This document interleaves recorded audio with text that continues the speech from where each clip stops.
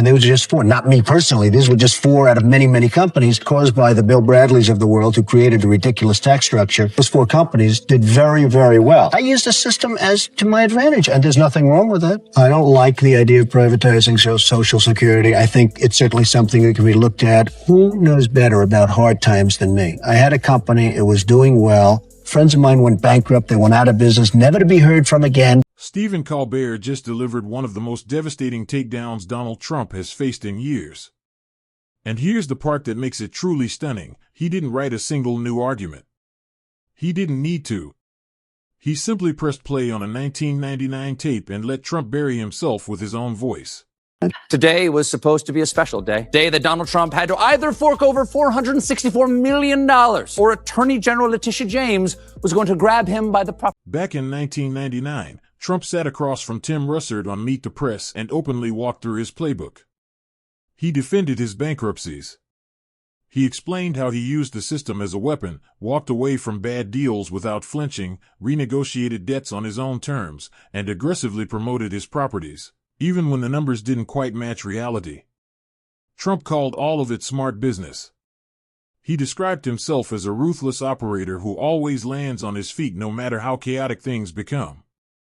At the time, millions bought it. It felt like classic Trump bravado, bold, unapologetic, almost admirable in its confidence. But here's where things stop adding up. Fast forward 25 years, and those exact same business practices became the center of one of the largest fraud cases in New York history. Court paused restrictions on Trump running any New York company, as well as the restrictions on his adult son. Now Don Jr. and Eric can still open their hot dog and cocaine carts.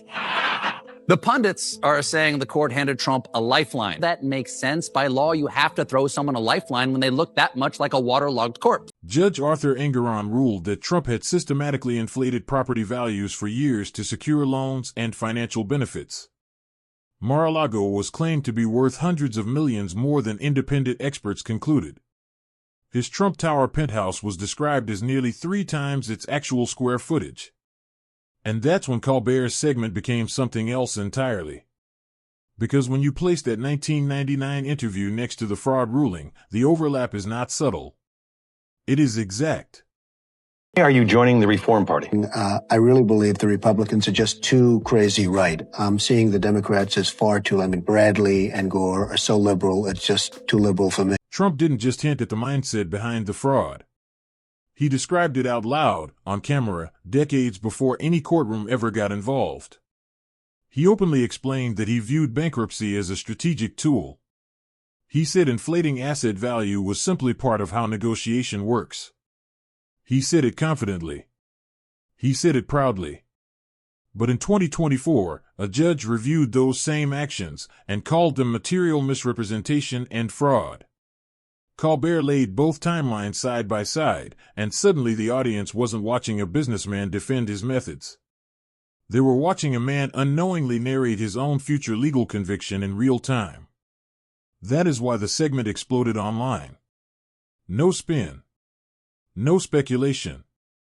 Just Trump's own words colliding head-on with a modern courtroom verdict, and the impact was impossible to look away from. For decades, Trump sold a very specific image. The genius who mastered the system. The dealmaker who turned chaos into profit. He convinced millions that walking away from failed deals, restructuring debt, and projecting absolute confidence around his brand were signs of brilliance. And if you're still watching, hit like and subscribe, because this story gets even more revealing from here. Colbert's point was sharp and simple. Describing questionable behavior with confidence does not make it legal. Trump spent years proudly telling the world exactly how he operated, fully assuming the world would admire the strategy. But now those very same explanations are being replayed under the weight of a fraud conviction. And the most damaging detail is this: Trump never actually denied the behavior. He defended it. He normalized it. He wore it like a badge of honor. That is precisely what makes the 1999 tape so powerful today. It no longer sounds like an old interview. It sounds like a warning that the entire country heard and didn't act on until the courts finally did. Colbert didn't need dramatic edits or exaggerated commentary.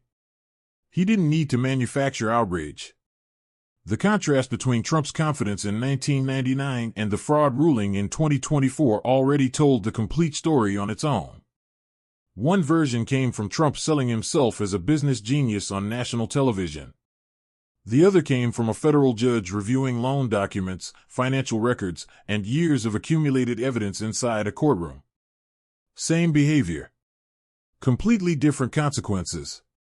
And now the question critics cannot stop asking is this: did Trump actually believe that publicly admitting how he played the game would protect him from accountability later? Because the moment Colbert replayed that tape, everything shifted. People stopped hearing a businessman explaining strategy. They started hearing a man who spent 25 years documenting the very practices that would eventually define the most damaging legal judgment of his career. The image of a ruthless businessman who always lands on his feet only holds up as long as no one goes back and reads the transcript. Colbert went back. And once you hear it, you cannot unhear it.